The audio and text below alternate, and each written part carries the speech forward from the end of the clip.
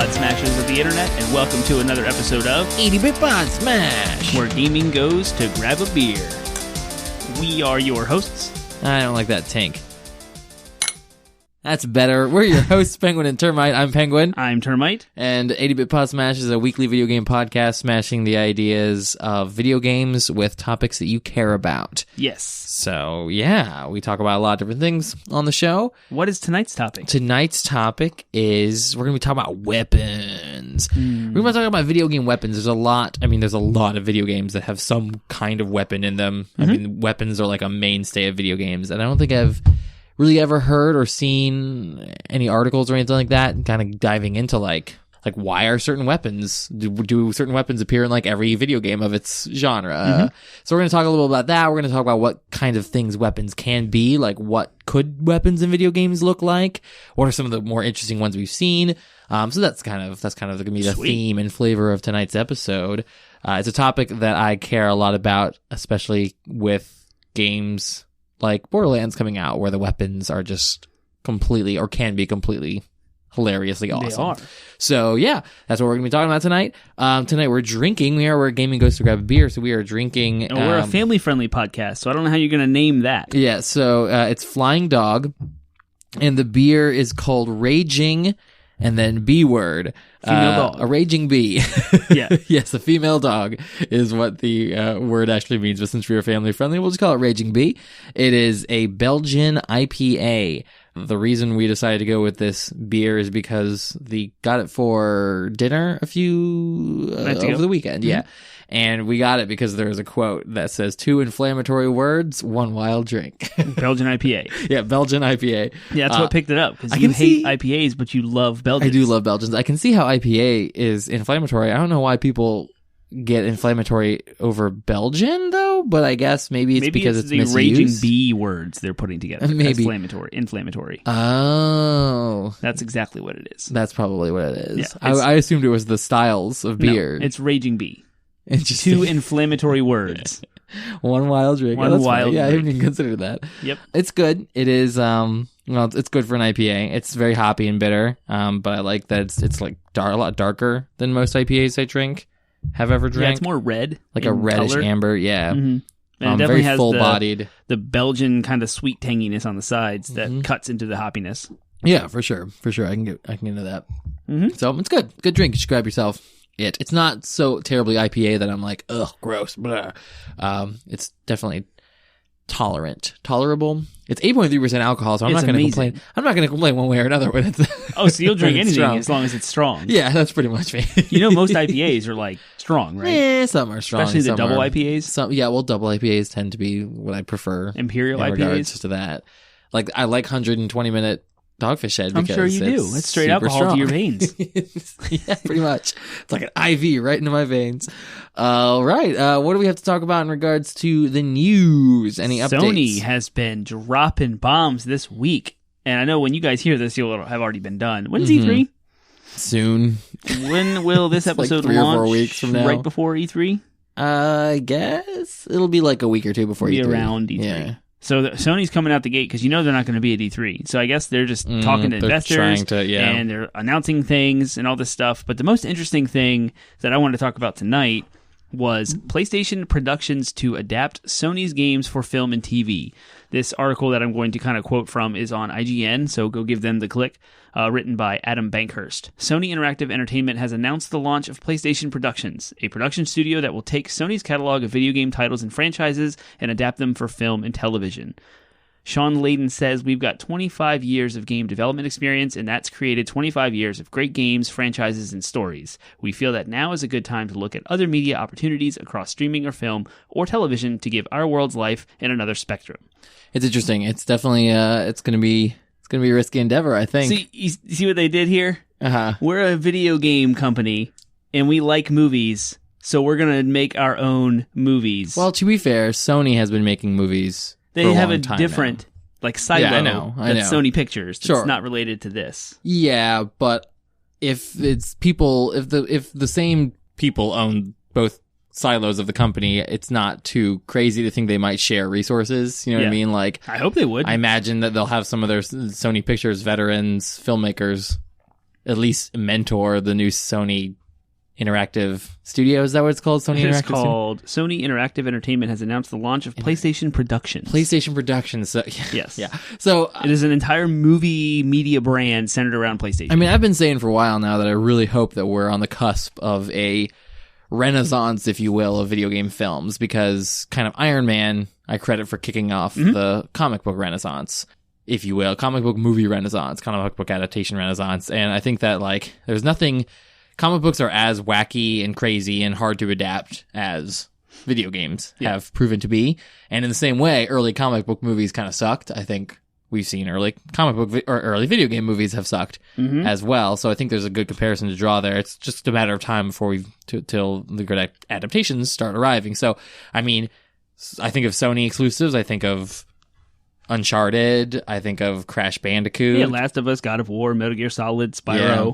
And if those can, I'd be hesitant to see God of War adapted because it's showing to work so well as a cinematic video game in regards to God of War 4. I can't see how a movie would be any better, but I could definitely see Uncharted totally would be great. Last of Us would be great. Crash Bandicoot.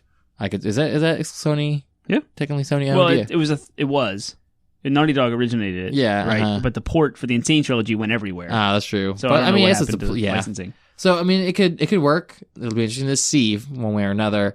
I'm interested to know who they're planning to partner with distribution wise. This is what scares me. I'm gonna quote this article. Okay. So there's a guy. His name is Quizzlebash. He was interviewed for this. I don't know where he is. He's with Layden. So instead of licensing our IP out to studios, we felt the better approach was for us to develop and produce for ourselves. One, because we're more familiar, but also because we know what the PlayStation community loves. That scares me because I would feel much, much better if Sony was like, we are partnering with people who make movies, who make really good movies, and we're going to let them use our IP and kind of like consult with them about our IP and writing so that we can preserve our characters and our IP because we know that. But they make games. They don't make movies. They don't know how to make movies. They're a game company. Yeah, that's kind of how. I mean, and again, to make the comparison to Marvel, like Marvel before they were absorbed by Disney, and now especially after they've been absorbed by Disney, Marvel has kind of kept a very much like tight creative control over the movies. But they still had renowned filmmakers. They brought in Jon Favreau, they brought in Joss Whedon, they brought in, and then the Russo brothers, like they brought in these kind of people who make good movies. Well, no, people who made they do make good movies. You're right. Yeah, they are people who make good movies, but they were kind of like indie. They were like they're from the indie scene or they're from television. I mean, Joss Whedon had only done television to that point.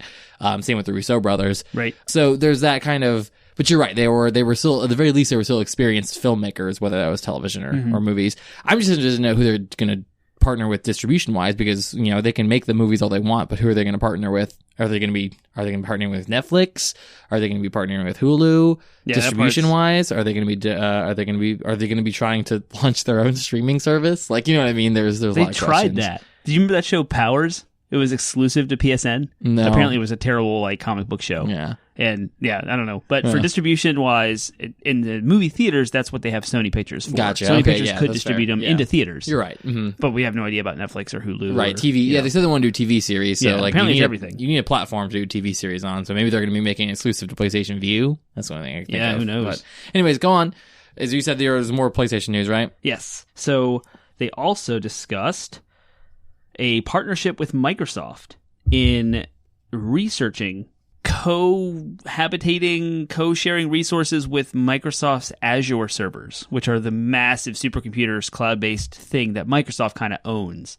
So with the announcement of Google Stadia, we talked about how Google has data centers that are extremely powerful. They've been building them since the 90s and up to now, and they have the hardware necessary to stream games. Yeah. And we talked about competing companies, and the only other company in that conversation is Microsoft. Microsoft, yep. You can consider Amazon as well, because they have AWS, which is, I don't even know what that stands for, web services? Amazon Web Services. Yep. And most people, including Netflix, actually leverage AWS. I didn't know that. Oh, interesting. Yeah. And so there's kind of the three pillars of these massive supercomputer data centers. And so we were wondering, like, where's Nintendo and PlayStation going to fall? You know, Microsoft can kick off their Azure servers. Google's coming out with Stadia, and they're doing the future of game streaming. Where would they fall? Well, this news came out that the heads, the upper, I don't know if it's even the CEO level or not. I don't know how high up it is, but it's an upper level conversation that the PlayStation employees were not aware of. Oh, interesting. Happened. So they didn't find out until we did when the news article broke. And yeah, it's pretty crazy. But it makes sense to partner with someone who's got the infrastructure you want if you want to continue pursuing your own kind of streaming service. But there's so many implications and discussions around that merger because we know Microsoft has been making overtures to their competitors for a while now. Yeah. And so, I mean, I really honestly can see Microsoft getting out of the actual, maybe in 10 years, I can see them gracefully bowing out of the competition in order to take advantage of, leveraging their infrastructure for, their competition, if that makes sense, on behalf of who formerly was their competition. So I can see them bowing out of trying to compete with Sony and Nintendo. They'll probably still make their own stuff. Right. But I can see them, bowing out of, the hardcore. I mean, especially, they'll probably be the first ones to drop making consoles at all, right? And then just have a platform and we know leverage that their subscription models and streaming services are more lucrative than trying to R&D hardware. So it'll be interesting because we were suspecting that PlayStation might partner with Google or Amazon, and so to see them actually just go straight up and be like, nope, we're going to partner with Microsoft, with who has been our biggest competitor for the past 10 years, for the past 2 generations of gaming. So it'll be interesting. Yeah, that's a huge move and a huge development in the industry as a whole. So. And apparently they have 700,000 subscribers now to PlayStation Now. Sorry. PlayStation Now is their current streaming service that they've gained from 2012 when they bought Gaikai. And they want to be at 5 million soon. They have a roadmap. It's we're going to increase our subscriber base to PlayStation Now from 700,000 to 500 million before the Microsoft conversation even kicks in. So there's already working internally with Sony to figure out how they're going to grow that. So I'm curious to see what kind of features and things, are they going to improve the program? Are they going to make it better? Are they going to offer more downloadable games? Yeah, they need to offer day one release games. They need to offer. I mean, basically God of War 5 needs to be available day one. I mean, that's what Game Pass is doing with Microsoft now. So you get day one exclusives on day one. And I'm wondering if they're going to start rolling out because you can get PlayStation 1 and PlayStation 2 classic games on your PS3. You can buy them on the PSN and play them. But the PS4 has never had that opportunity. Way of doing it. So I wonder if they'll start allowing you to download instead of just streaming, because they've done research and there's numbers coming out that say the majority of their subscribers are downloading the games, and you can only do that with PS4 titles. Okay. Until Dawn is an example. You can go download it and save it on your hard drive and play it as long as you have a PS Now subscription. So I think they're going to grow that too. Sweet. We'll see. All right. It's all fascinating. Cool. And there was also we talked about this before, so I won't go into too much detail, but Mark Cerny had an exclusive article through Wired magazine that he was showing off to the journalist at Wired, the PS5 kind of dev kit. And we talked about how the loading times went from 8 seconds to 0.8 seconds, a degree of magnitude faster. Well, now everyone can see that. It was leaked through some shareholder type meeting, and you guys can go check it out. It's really, really cool. It makes me excited for the next generation PlayStation. There's also a slide deck that was leaked that went through all the details that lays out PlayStation's future for integrating old retro games, backwards compatibility with streaming services, and how they plan to have this awesome, the best ever place to play with their PlayStation. And they're not calling it PS5 yet still, but their next PlayStation. Yeah, so I almost hope they do break the naming convention. Really? I do. I think it's time. I think eventually you're just going to get it's going to get ridiculous when you got the PlayStation 13. I think it's time to, I guess maybe they won't get that high, but Xbox did that. It could be maybe they'll come out and call it PlayStation Last or something like that. PlayStation 720. PlayStation full circle. Cool. All right. Well, then is that all the updates you have? Yep. All right. Then let's do Doing this podcast is our favorite thing. Doing this podcast is our favorite thing. I had a hiccup and a cough. You left me hanging for myself. I was like, oh no, I'm carrying this. First time it's ever happened. I'm carrying this. I went to breathe and there was beer instead of air. Yeah. Favorite things is the first segment of our podcast that we like to just kind of talk about whatever our favorite thing is for the week in hopes that you find your next favorite thing. So my favorite thing for this week is a TV show that my wife and I stumbled across. I had seen it advertised before. It's a BBC America show. It's called Dirk Gently's Holistic Detective Agency. I've never heard of that. It's very fun. It's a very long title. It's fun. It's like the basic premise is that the main character, the titular character, Dirk Gently, he's a holistic detective. So what that means is he basically just kind of like, he believes that the universe is like everything's connected. And so his whole detective philosophy is he kind of just wanders around until he kind of stumbles into clues, basically. He's just very postmodern. It's very funny. Yeah, he's like, there's like a quote where he's like, normal detectives do things like look for clues and find evidence, where I just kind of like follow my feelings and my instincts and go wherever the universe takes me, and I solve crimes. That sounds like you. It's implied as a detective, Detective Penguin. It's implied that he has like some kind of low level psychic ability, which is what's fueling his thing. But it's got Elijah Wood in it. Nice. So that's really Legolas? fun. No, Frodo. Okay. Yeah. Like so Orlando Bloom is Legolas. Mm-hmm, yeah. All right. Yeah. No. So it's got a good actor. Yeah. Orlando Bloom's plenty fine. It's really fun. So if you like shows like Doctor Who, and if you like, it's kind of like a mix between Doctor Who and Sherlock Holmes in a weird way, because he's so just like, I mean, it's crazy sci-fi stuff happens. Like there's time travel, and there's consciousnesses being transferred into the bodies of animals and swapped and vice versa. And there's this whole secret organization and stuff like that. So it's really, really fun. We finished the first season. We started the second season. Are the episodes like an hour long? Like they're Sherlock? like 40 minutes. No. They're not long like Sherlock. They're it's like an 8 episode story arc with the 40-minute long episodes. There's 2 seasons available? There's 2 seasons, yeah. Nice. So we started the second season. Sounds like easy to get in. It's it's very fun. So nice. Cool. Yeah, that's my favorite thing. My favorite thing is kind of back to last week when I talked about GameStop having a sale. I picked up an orange controller. I talked about it. I also picked up a Nintendo DSi, which is the quote best model of the old school DS model. And it's awesome, and it definitely is the best DS version. The screen is slightly bigger, the brightness is better, the sound is more depth, and it feels really, really good in your hands.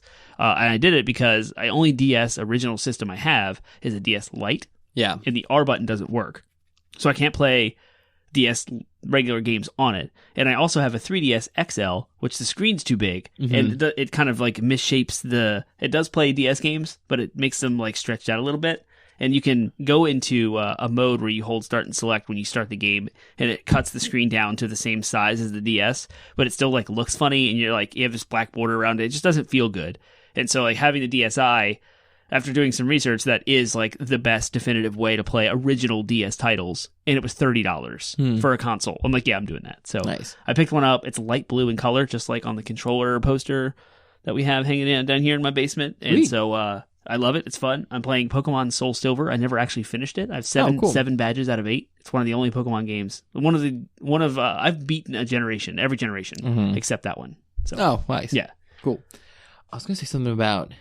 Oh, apparently WoW Classic, by the way. Sorry, I like looked over at your I was looking around the room when you were talking, and I saw, because you were pointing in some direction, so I was looking in the direction you were pointing, and I saw your StarCraft boxes, and that made me think of Warcraft, obviously. World of Warcraft boxes too. Like a small thing that was interesting this week, that came out this week, was the World of Warcraft Classic beta has hit. There's a release date, so that's coming out August 27th. Right. Which is unfortunate for me, because I'm like, that's like 2 weeks before Borderlands comes out. I'll probably end up getting both, but I'll only play WoW Classic for like 2 weeks before. That won't even have time to get to level 60. Not with WoW Classic. But what's interesting is that the streamers, some of the people, Asmongold, I think he's like a popular WoW streamer, and he had something like 150,000 views of people watching him stream the classic beta. Yeah. So it's interesting that there's like, it was I think it may have overtaken Fortnite, like for streams, like active stream viewers for like a few days or something like that. So there's definitely like a lot of interest in the game, even though again we've discussed whether that's kind of a risk on Blizzard's part. So it'll be interesting. Could you really sit and watch someone play World of Warcraft? Like old World of Warcraft? No, I would fall asleep.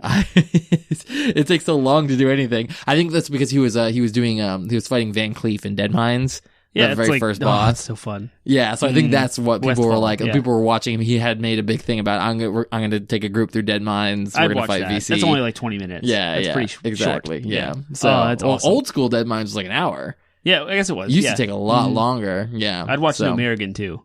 I hated No Mergan. I love it. Is that how you say it? I always said No. I think that in the game later when they started adding more voice acting to the game, they say for No Mergan. Oh, yeah, that's how I started. I think I might have pronounced it more like you did, No Mergan though. Before myself, I might be adding an extra syllable in there. Yeah. I don't know how to see it spelled, but good times, good memories. Yeah, that's good. All right, cool. That's favorite things for the week, and also tacked on news bit there. Mm-hmm. Now let's do our next segment of the podcast, which is DLC. Downloadable content. Downloadable content, or DLC, is a little extra conversation that we have. Usually it's more fun. It's a little bit of time for us to sort of stretch our creative muscles a little bit and have a conversation about video games that you might not usually think about. So sometimes it's connected to our main topic, sometimes it's not. The most recent ones have been fairly close to our main topics, so that's this always one fun. Is too. This one is very much so is. So we're talking about video game weapons and kind of what our thoughts and philosophies are on them. So I wanted to take some, like, right off the bat, I wanted to get our creative juices flowing, and I want us to each design a video game weapon, in the sense that, like, if you were designing a video game and you specifically were in charge of, like, coming together, at least putting together one really interesting weapon, what would the weapon be? What kind of video game would it be in? And what would the weapon be like? I'm going to draw some inspiration from VR or AR even, and I want the controller itself that you have in your hand to be the video game weapon. Like in the game, like you're swinging around a controller like from a cord. Right. I love that idea. And it can be used as a whip with a cord, but also the buttons do different things. It can shoot stuff. It can transform into different types of weapons based on which button you hit. You can block with it. It turns into a shield when you press the R2.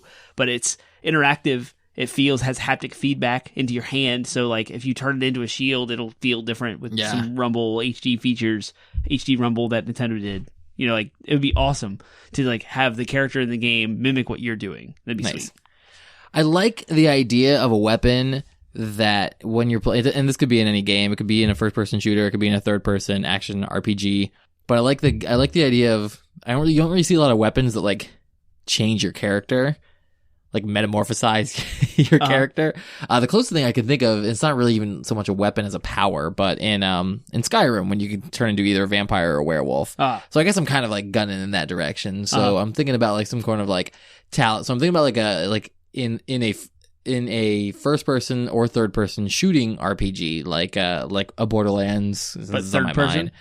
It could be third person, like Anthem or something like that, or even Red Dead Redemption, but like some kind of talisman, like the weapon is like a talisman or whatever, and you like slap it on your hand and you transform into like Godzilla or something. Like a big monster, and then your attack buttons, your shoulder button, controller buttons or whatever, triggers turn into like smashes and crushes. Sweet. And stuff like that. Yeah. So Can you get into a mech suit that's massive, like Mech Warrior? Yeah, it could be a mech. Yeah, that'd be fun. That'd be cool too. Or like a gun that shoots mechs. Ooh, yes. And then you hop into the mech. A massive, like, Final Fantasy VII Midgar cannon-sized weapon that shoots mechs. I think of, like, a big, like, shoulder cannon, like a bazooka, and it's only got one shot, like, one round in the chamber.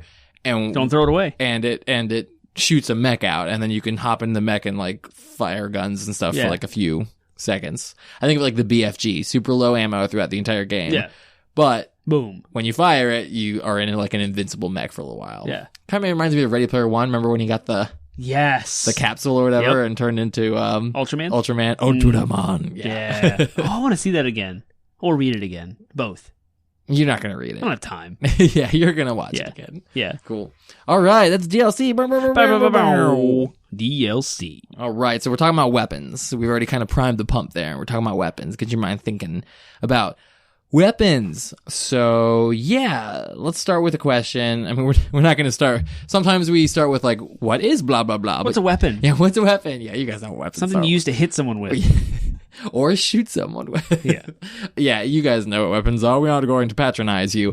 So instead, we'll start with a question: why do video games often have weapons in them? Like, why are weapons so kind of foundational in a lot of ways to video games in the first place. Most video games, you boil them down to a conflict of some sort. Yeah. In the early days, you had like Defender, which was kind of like Space Invaders minus an early version of Space Invaders. You were a spaceship and you were shooting things in space, and like you were collecting points. So even though you can't say, "Oh, I'm fighting a monster," you're still like shooting something to collect points. Donkey Kong, you're jumping over barrels. So Mario is kind of his own weapon, but you pick up a hammer and you smash barrels. So like Pac-Man, the power pellets were his weapon, and he would turn into Super Pac-Man, and the ghost would all get scared, and he would eat them all. And we can be clear here. One of the things I talked about in my stage combat training is fists are weapons. Right. Your body's a weapon. Your body's a weapon. The floor is a weapon. The walls are a weapon. Random objects in your body can be a weapon if you choose to utilize them as such. So all of those things can be included in video game weaponry, even if the game itself is not. And I highlighted the early days of video games just because in modern video games, we have so many games with guns and swords, high fantasy, sci-fi, modern combat warfare, or even like fantasy Fortnite style cartoony. Like there's so many weapons in games today, but it all started even like the very earliest game. I don't think there's a game out there without a weapon. I think there are some without weapons. Maybe some and of the part of it is like, that and like, I mean, I wouldn't necessarily say that sports or racing games necessarily have weapons, because a lot of times a weapon, even though I said anything can be a weapon, usually it's only considered a weapon if you have the intent of harm. So there are racing games where the point of the game, we actually just had a deep dive on racing games. So the point of the game is not to crash into the other person. The point of the game, you can and you could, so you could use your car as a weapon. In which case I suppose it becomes that. But a lot of racing games don't even really let you do that or encourage you to do that. So really it's just point A to point B. And same with sports games, like football. Football is one, but if baseball simulators or in baseball simulators, you can spike the ball at the pitcher. Or at the umpire, at the batter, you can use the baseball as a weapon. Okay, but they're not designed to be weapons. I think I guess it's more like, I think, yes, user intent matters, but also the designer intent in that case does matter, because the game doesn't like, now again, there may be realistic baseball games out there where you can go up and just like start wailing on the pitcher if you want to, if he ticks you off, but usually that's not designed into the game to make you do that. Hockey, on the other hand, hockey games, totally. They even have like things where you can like get into fist fights. They suddenly become boxing games randomly throughout the game. I remember games like that. Yeah. So yeah, I guess that's, the intention matters. So I would say there are plenty of games without weapons, but for every game that doesn't have a weapon, there's like 300 that do. Right. So it's ridiculous. There's so many games. And it just comes down to the fact that at the end of the day, no matter how much you might want to think about it yourself, we're violent creatures. We have violent tendency, like we have violence that is coded into our language. Like we say things like, "Oh man, I got so mad, I just wanted to kill them." You know what I mean? Like that's things, and you don't mean it in regards to, a lot of times it's literally go kill someone. Right, it's facetious. Maybe. It's mostly facetious, but I don't know a single person who can say that they've completely removed their violent tendencies. And you have like the hunter-gatherer kind of instincts mixed with this sin of anger and violence towards others. Adrenaline. It's really just kind of an addiction to adrenaline. Yeah. And in most cases, as we've talked extensively on this podcast before, in most cases it's harmless. In most cases it's not. Don't get me wrong, humans have done some terrible things with their violent impulses over the history of the world, but like we also have like millions of people going to go. Friggin' Avengers Endgame made $1 billion. So like at least a couple million people went to go see a movie that like at its core has like a lot of violence in it. And how many people getting out of Endgame just started like rioting in the streets. Right. Violence. Like, so yeah, most of our addiction, so quote unquote, to violence is like, benign. It's okay. So yeah, it's not surprising. Whatever your beliefs are one way or another on the idea of violence in our culture, like one way or another, it's you can't deny it's prevalent. It's everywhere in our culture. So it's not surprising is what I'm trying to get at, that we have weapons in most games. It's normal. It's conflict. It's easy. It's Easy. I mean, like, if you want to tell a story, how many books have weapons in them, right? It's how many movies have weapons in them. It's, like I said, high fantasy, sci-fi. They have laser weapons and light swords, Star Wars, and spaceships with laser guns and swords and shields from high fantasy, spears and, like, gladiator times. And it lends itself well to video game design. The idea of a weapon, just, like, very much so, it's like, again, games are very much an exercise in hand-eye coordination. Guess what? So is using a weapon in most cases. I was very surprised to find that in my stage combat training that I did when I learned how to, fake sword fight and stuff like that. One of the things I found surprising is that even big weapons like broadswords that I was learning, they're actually called long swords, not broadswords. But don't both exist? Yes, and they have they do, but they're yes, and they have distinctions. Right. Yeah. So what I was using is technically a long sword, but when people think of the weapon that is called a long sword, historically is called a long sword, they want to call it a broadsword. Oh, interesting. Yeah. So Aragorn, broadswords wide?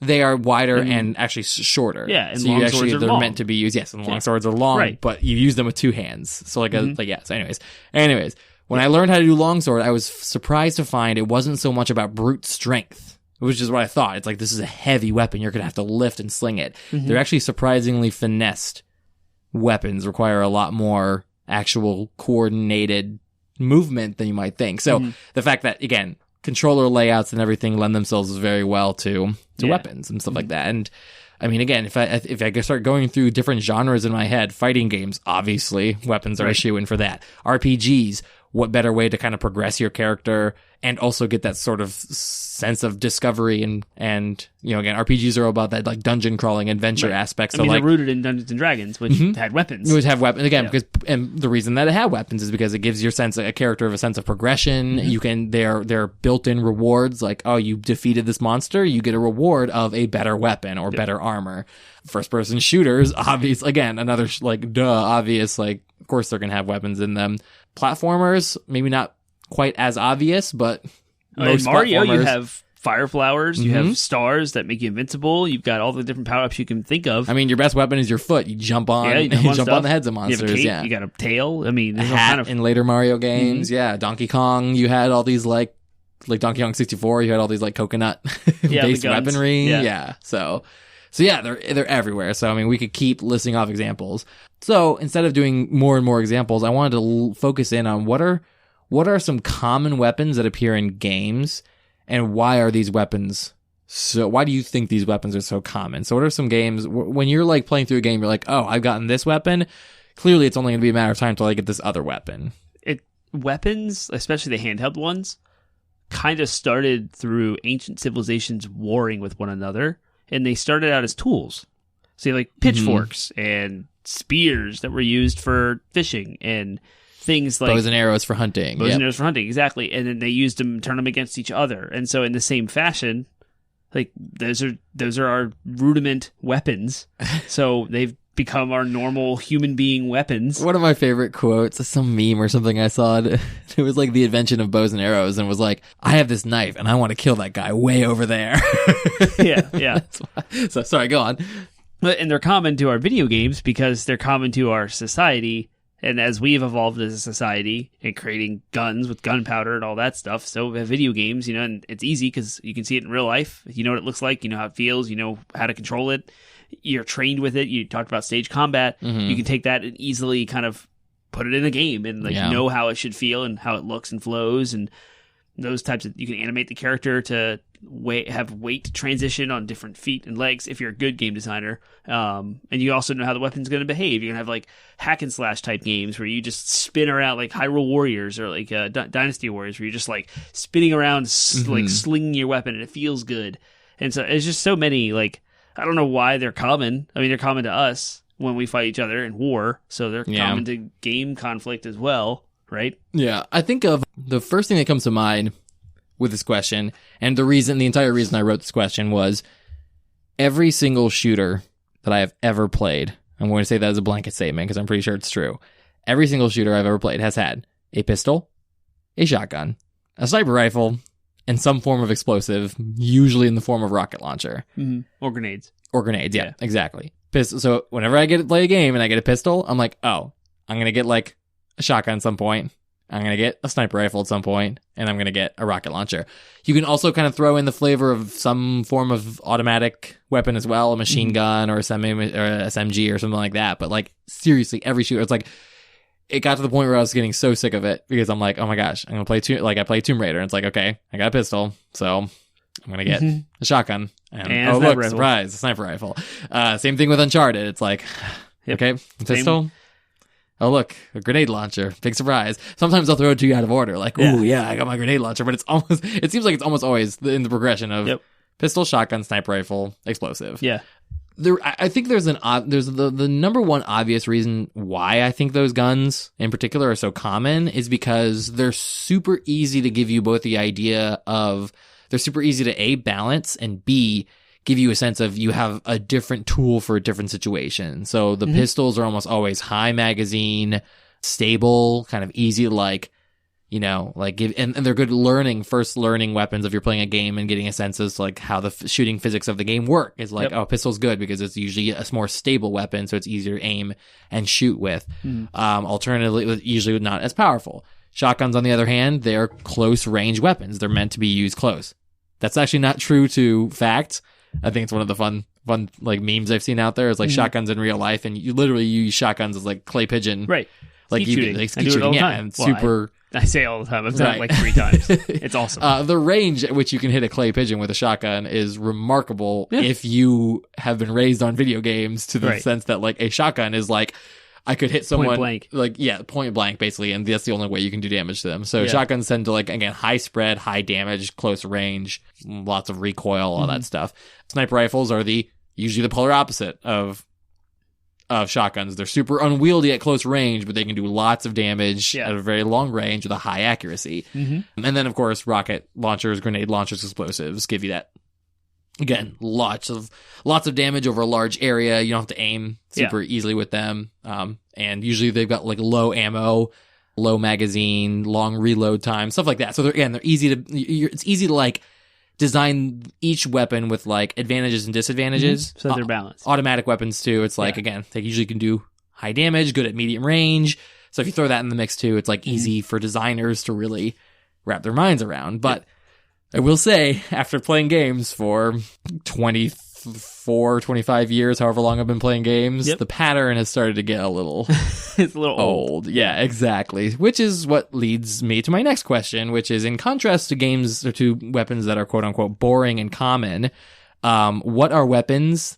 And they don't have to be guns, but yeah, what are weapons? I would also include magic too, like spells and stuff like that. So what are weapons that you think are really interesting that you have seen in games? My favorite single most interesting weapon is the gravity gun from Half-Life 2. Yeah, I knew that one was going to come up at some point. So good that ID Software mimicked it in Doom. In their Doom 3 is expansion also has a gravity gun, and I loved it just as much there. But being able to pick up anything in the environment and fling it at your enemies, or pick up your enemies directly and fling them, was just awesome. Landing heavy objects on top of them, like so much fun because you're not actually like point and click shoot in any degree. You're completely up to your creativity as to how you want to use said gravity gun. What it is it allows you to pick up objects, and you can have it hovering in front of you, and you can shoot it really far. You can stack stuff up with it by like dropping it with no force, and allows you to kind of manipulate the physics in the environment really, really well.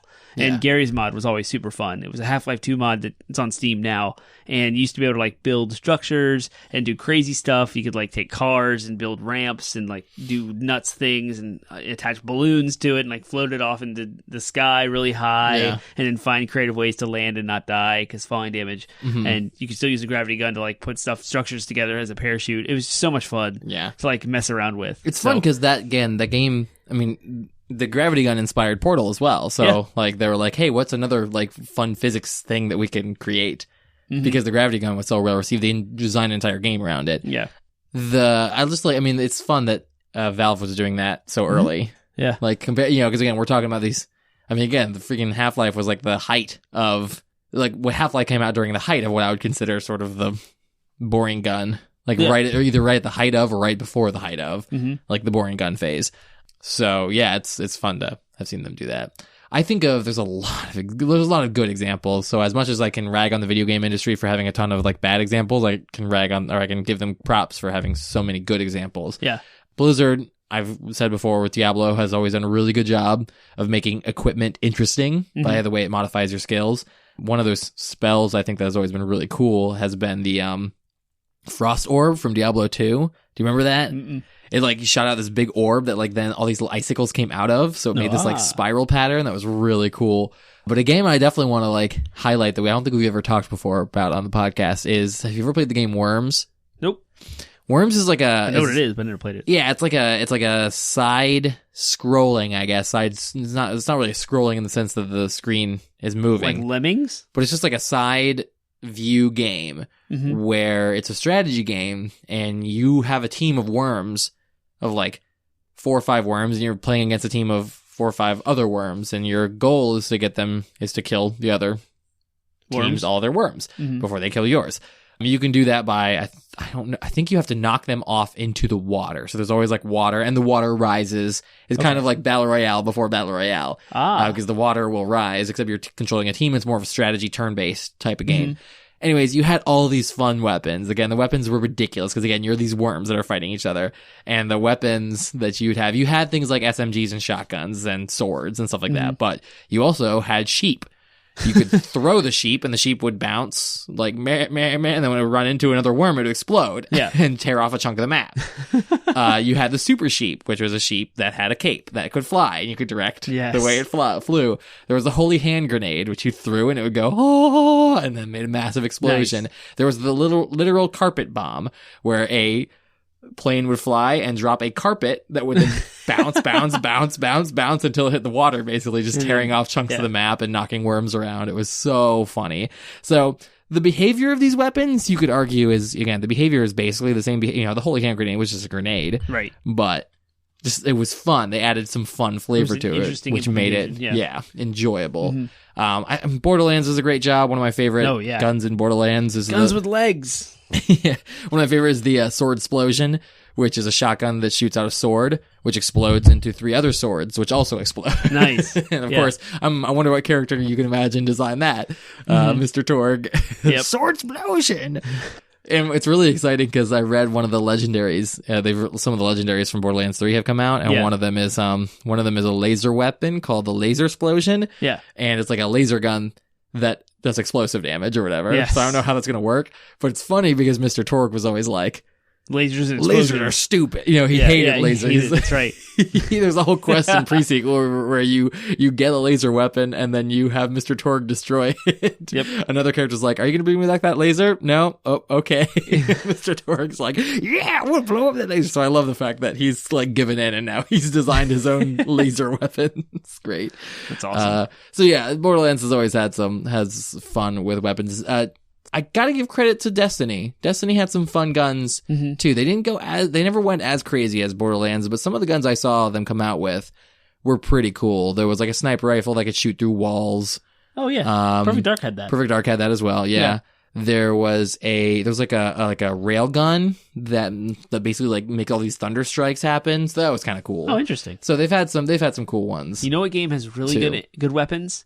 Ratchet and Clank. Yes. Oh my god. The pixelator that like turns enemy into an 8-bit pixel art sprite. And then you smash them and they like dissolve. You shoot them with like disco ball and makes everyone dance. That was a good one. I also want to harken back to the N64 days. There was a first person shooter called South Park, and it was made by Acclaim. It was the Turok engine, and they had like dodgeballs or snowballs that you could pee on that became more powerful. Nice. And they also had a cow gun that would launch a cow and it would sit on someone's face and do damage to them. That's awesome. Hilarious weapons. Like, it was awesome even way back then to do all those types of things. The Saints Row games have been known to have some pretty funny guns as well. The only one that ever stuck into my mind was there's a gun that shoots adult toy products. Oh, nice. Yeah. To put it lightly. About that too. Yeah. So just ridiculous weaponry. Cool. I want to give a shout out to Mario Kart for the blue shell. That's a renowned weapon. Yeah.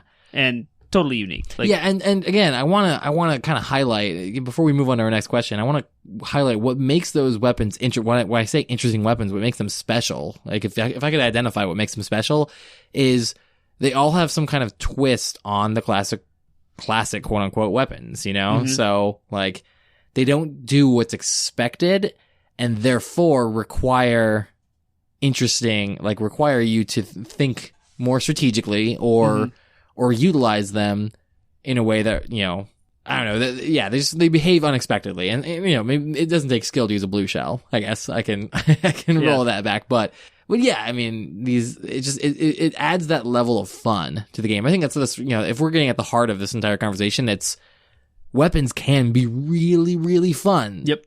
They can also fall really, really flat depending on how they're derived.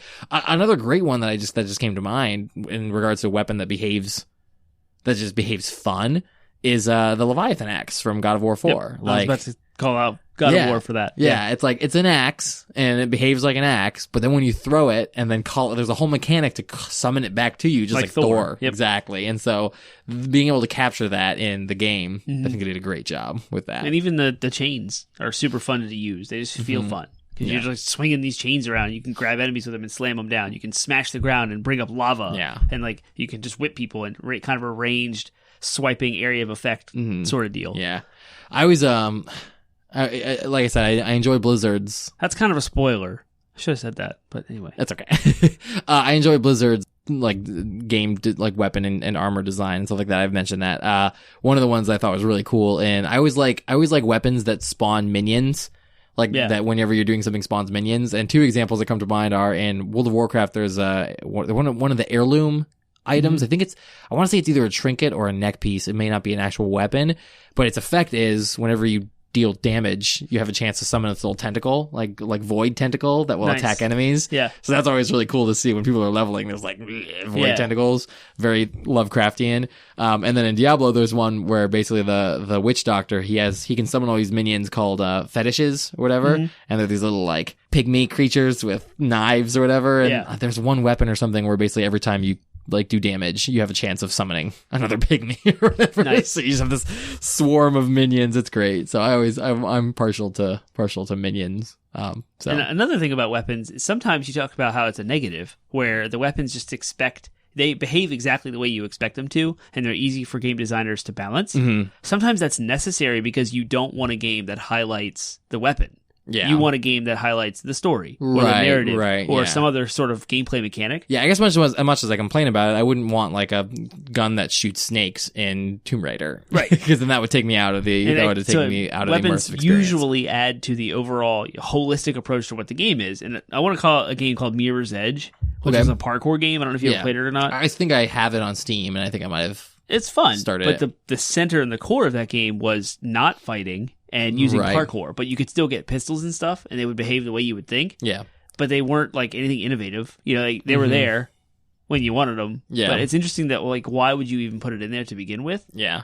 But sometimes weapons that are insignificant add to the game just because it helps flesh out the reality of the world you're in. It's like you're getting shot at, so you have a pistol to shoot back. It's like, but it's kind of a onesie-twosie thing. You don't really focus on it. Yeah. So giving a shout out to those types of games too, that just have the weapons kind of in the shadows, if you will, just for environmental storytelling. Yeah. Yeah. Cool.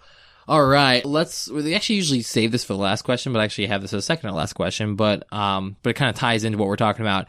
What kinds of video game weapons do you want to see in the future? And can video games that's tied into that question is, can video game weapons be more than what we've seen? And I guess the answer to that is yes, because we have seen them be more. They can always be more. I guess, yeah, what are some things you want to see from video game weapons in the future? In Borderlands 3, even games as early as that, or Destiny 3 or whatever, what kinds of things you want to see from video games in the future with weapons? I don't have the creative mind to kind of put that to thought, but I mean, I like what Overwatch does with class-based weaponry. Yeah. You have a healing gun. You know, that kind of stuff. Yeah. Again, I wish we'd see a little bit more of that. Yeah, props to Overwatch. They always do a pretty good job with, like, I think one of the things that Blizzard is pushing forward with Overwatch is first person shooter mechanics. Right. Having an entire character that's entire way of interacting with the game is just shoot a healing beam at people. I guess Team Fortress did that as well. Yeah. So that's interesting. I think that's always interesting gameplay, especially for first person shooters.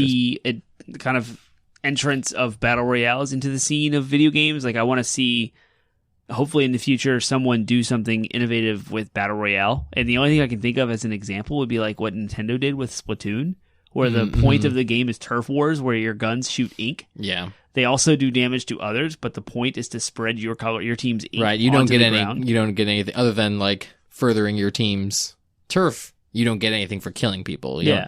In fact, you'll do better to avoid actually being around people if you're painting. Right. So you're just painting the ground with your weapons and something along those lines. Because like I said, I'm not super creative, so I can't come up with this stuff. But I'd like to see some sort of like a Battle Royale married to Splatoon, sort of with Borderlands 3 creativity and flair, with class-based shooting like Overwatch. Like, give me that game. That'd be awesome. Yeah. And like Apex Legends is fun, but it's kind of just a Call of Duty Battle Royale with a little bit of a Titanfall twist. Yeah. Not that much with the gear and upgrades and stuff. But then like you have PUBG, which is Battlefield or Call of Duty straight up Battle Royale. And then you have Fortnite, which I don't like at all because it wasn't fun whatsoever. So like give me something more creative than just those. Yep. That'd be kind of fun. Yeah. So a good Battle Royale that doesn't use regular standard weapons.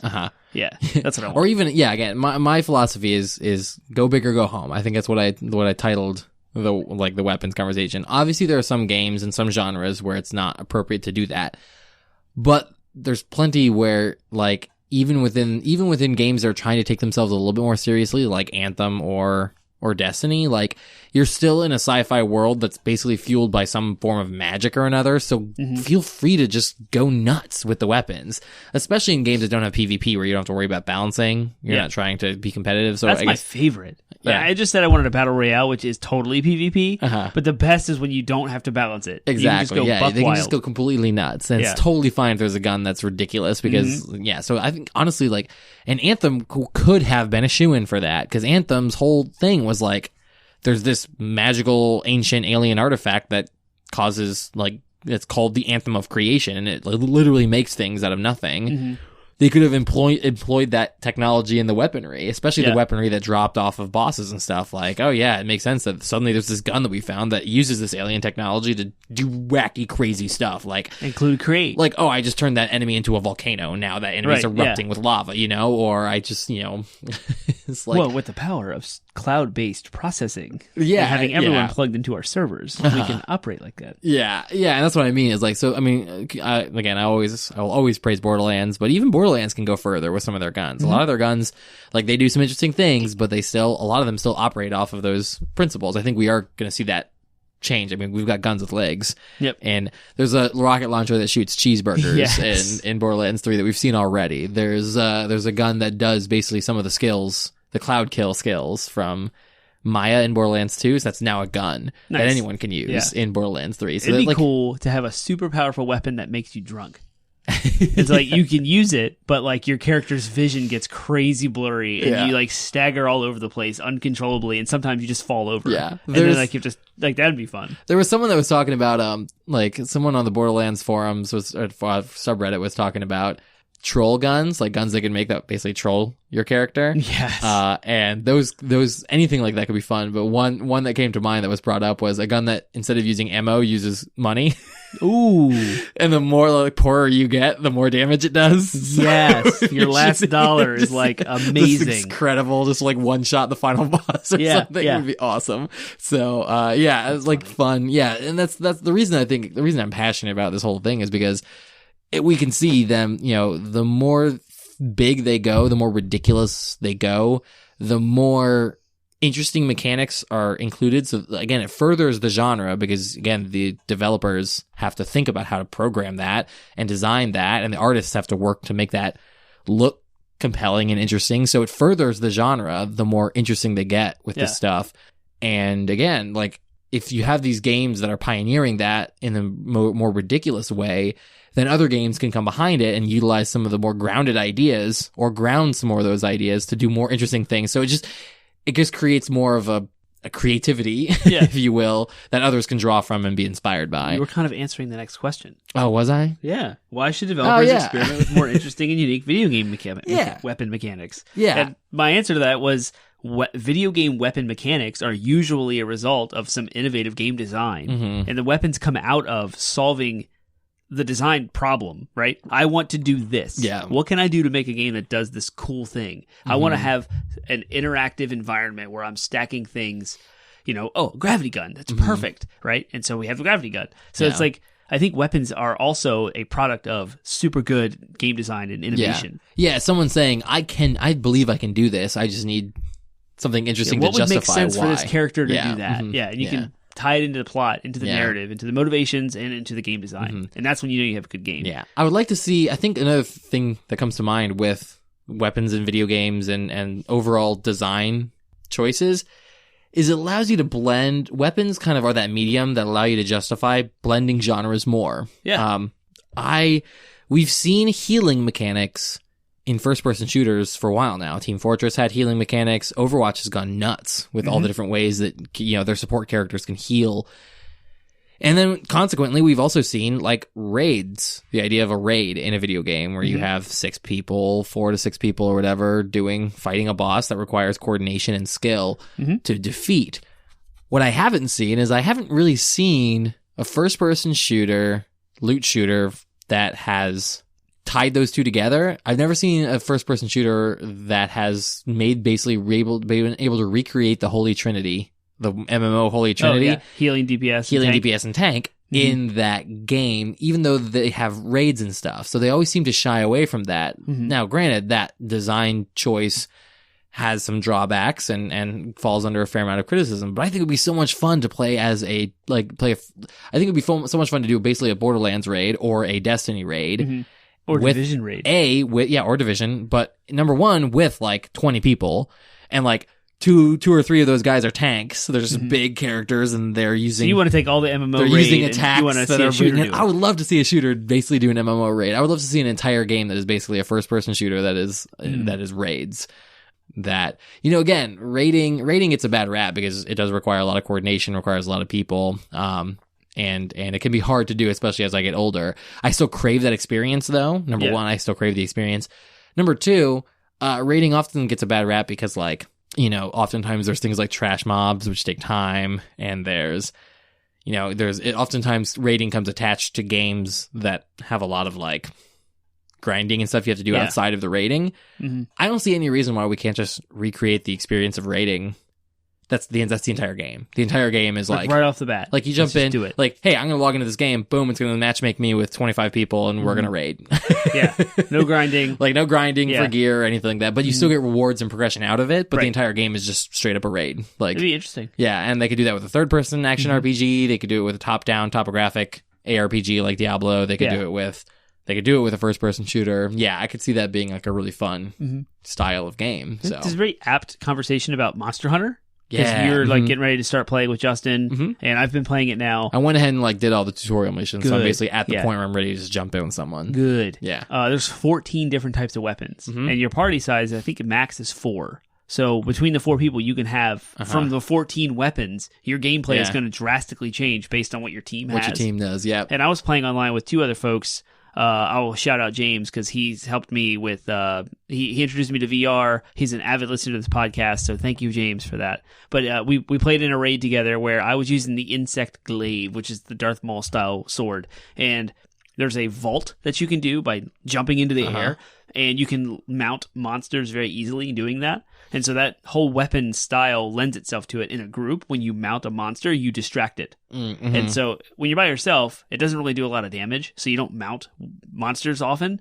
But when I was in a group, I was like, oh, I can focus on that and do that aspect of it so that the other party members can do more damage to the weak spots of this monster while he's distracted. And it completely changed my mentality of how I was approaching the fight and what I was doing. And it's like, this is awesome. And that's just with me having the Insect Glaive. If I would have had the bow gun, that's a long range kind of sniper cannon type gun, I would have been doing something totally different. Like my whole night would have not looked the same. Yeah, I was drawn to the there's like a bagpipe. Yeah. I was drawn to it because it kind of gives it definitely gives you the bardic, if you will, fantasy of like singing your I monsters do damage, to death? But no, it's more like I'm singing and buffing my group. You know what I mean? Like this, so I think that would be really fun to do in a group setting. Yeah. And there's definitely more tanky, like sword shield. You're in the monster's face and you're more defensive and stuff. Yeah. So Monster Hunter, definitely go check that game out. I'm still new to it. I'm enjoying it a lot. It's a year old now, but it's Capcom's #1 selling game. So there's that. That's crazy. Yeah, I can. I still haven't. The game hasn't hooked me yet, and I think it will more when I start playing with friends. Yeah. And when I'm playing it, I'm just like, I don't see it's very Japanese. It is. Again, it was supposed to be a Monster Hunter that was designed to like be attractive to Western audiences, and probably I've never played any of the others in the franchise, so I have no standard of comparison. But it still comes across as very Japanese to me. There's so many different systems at play that you can easily get overwhelmed by like getting lost in them. Yeah. So just don't get lost in them. Just don't ignore them until you want to. Yeah. And I've read online, apparently this is totally a tangent. I'm sorry, listeners, but if you care about Monster Hunter, the whetstones, have you used them yet? No. So as you fight monsters, the sharpness of your blades go down. Yeah, so your I've monster noticed will that. run away, and it's smart to pull your whetstone out and sharpen your blade. Well, you have infinite number of them. Apparently, in older games, this is what you said, how Monster Hunter World was adopted for Western audiences. In the original Monster Hunter games, you had to farm materials to make whetstones that you needed at every fight. So you constantly had to go collect material. And they just limited it. Like, no, everyone gets infinite whetstones from the game. You don't have to worry about it. Yeah. So that's one of the simple things they changed. The simplified. But there's so many like crafting and different types of. It's nuts. It's a lot. Yeah. But Monster Hunter's fun. It reminded me of a weird mix when I was playing it, just like stylistically, like aesthetically. It reminded me of a weird mix of like Final Fantasy and World of Warcraft. Yeah. Like I felt like I was running around. The music really brought me back to WoW. Yeah. But when I was running around the main city or whatever, it reminded me of Booty Bay. Oh, nice. And I was like, Booty Bay. So I'm interested. I'm interested to keep playing, but it's one that I think I'll enjoy more if I play with friends. But let's go. Let's do it. All right. Well, do you have any other thoughts? Any closing thoughts on video game weaponry? No. It's a fun discussion. I guess if I were to close on anything, it would be just to sort of say like any developers listening to this at any point, whether it be, this week that it airs or well into the future, but anyone who wants to go into making video games, anybody who, is maybe a young kid who's in school right now studying to be a video game developer, video game designer, that would be my encouragement, is just like, go big. You know what I mean? Don't be afraid to push the envelope. Don't be afraid to get ridiculous, to make fun. Enter the Gungeon is a game I've heard. Sorry, it's an indie game I've heard that's got really fun weapons. That's the kind of game you will sell me on it if you tell me that you've got fun weapons in your game. Like, I really enjoy that aspect of gameplay, and it's partially because like it's so innovative. It can be so innovative. So don't be afraid to go big or go home. I've played umpteen million games that have had shotguns, pistols. I've played a million games where I punch things. I've played a million games where I've used swords and bows. Weapons are the interface between the character and their world. Yeah. And like everything is centered around that. How do you as a player interact with the world inside the game? Yeah. It's through a weapon. Usually through a weapon. Yep. And so you can tweak that. You can change the entire game. Yep. Exactly. So, definitely be bold is what I used to have a teacher in my theater. You can be so bold as to go to iTunes and give us a rating. That would be awesome. Oh, please now it's do back that. on us. Yeah, it's back on us. If you have thoughts, if you have cool weapon ideas that you think are awesome, or if you have particular weapons in video games that you're like, I can't believe they didn't talk about this because it's amazing. We haven't played every game in the world, so we'd love to hear about it. And you can tell us about them and it. The best ways to interact with us are on social media platforms, on Facebook, on Twitter, on Reddit, on Instagram, at 80-bit Podsmash. No hyphens, no uppercases, no funny business. You can find us at 80bitpodsmash.com, where we have links to all of the podcast services you could think of, Stitcher, Spotify, Google Play, iTunes. Please go to iTunes and, like I said earlier, give us a rating. That's how we get bubbled up in the algorithms to be discovered by new folks. And please share us on Facebook to your friends or on Instagram and tag us. Let us know that you are listening to us. If you come to us by way of a business card that I have laid out somewhere, let me know, because I'd like to know how effective they are or not. And interact with us. We want to have our discussions. We try to get on Reddit. I'm very active on Twitter with 80-bit Podsmash. I ask the greater video game industry personalities, the journalists and the podcasters out there. I tweet at them and they get responses. We live tweet events. E3 is coming up, so we'll look for us on Twitter there. So come interact with us. Give us feedback. Feed us topics. Give us your thoughts, ideas, feedback, concerns, etc. Absolutely. And next week, we will be talking about... next week is E3 week. How about that? No, that's wrong. We won't be recording E3 week next week. It will be... It will happen. When you... Yeah, okay, yeah. E3 will happen now. You will be hearing about E3 stuff from us this week. The next actual episode that we will record that you will hear, we're doing the last one to kind of round out the big 3 of one of our series, and we're going to do our last video game lit about plot. So we've done character and theme, so we're going to do plot, just kind of round that out, and if it turns out to be a good place to end that series, then it will be a great ending. We do have other things that we could talk about with video game literature, but we're going to kind of round it out on... We're going to put that one to bed for a little while, focus on finishing up some more of our other series. Yes. And then we revisit it in the future. But yeah, so we'll be talking about plot. But so yeah, E3 and video game plots. You'll be able to hear about us from that next couple weeks. Are we going to have a bonus E3 episode again? We will. We'll have a bonus E3 episode. Probably only do one big one this year. That's what we did last year. Did we do one? It was a 3-hour episode. Oh, and we live tweeted the others. Yeah. Well, we went through every single conference in audio and went through every announcement that was big for all of it. It took 3 hours. But we also live tweeted a couple of the conferences. Yeah. We weren't able to hit them all because we have a 9 to 5. And so sometimes they go live while we're at work and we can't really do that. So we haven't looked into the schedule in detail, but keep an eye out to our social media accounts. Yeah, we'll keep you guys informed with what we're doing. The other thing that we're doing that we can announce now, even though we don't have a formal plan, but pay attention to social media accounts, and because by the time this episode airs, we probably will have a plan in place. Yes. We will be streaming on Twitch. Twitch TV /80bit Podsmash. 80bit Podsmash. We'll be streaming from our PlayStation 4s. Sometimes I might be streaming there from my PC, depending on if I got a PC game I want to play. Yeah. On that. But yeah, we're going to try to be more active on Twitch to try to grow as a media thing. And so we'll be on, we'll have more details on our, again, pay attention to social media because we'll have more details on timing for that, but we'll be hopefully pretty active on that. So you'll be able to engage with us there and actually see the games we're playing. So, especially when Borderlands 3 comes out, trust me, I'll be playing it all the time. So I'll be streaming it all the time. So, all right. Well, that's our episode for the week. And those are some, again, things to look forward to. And until next time, y'all. See you next week.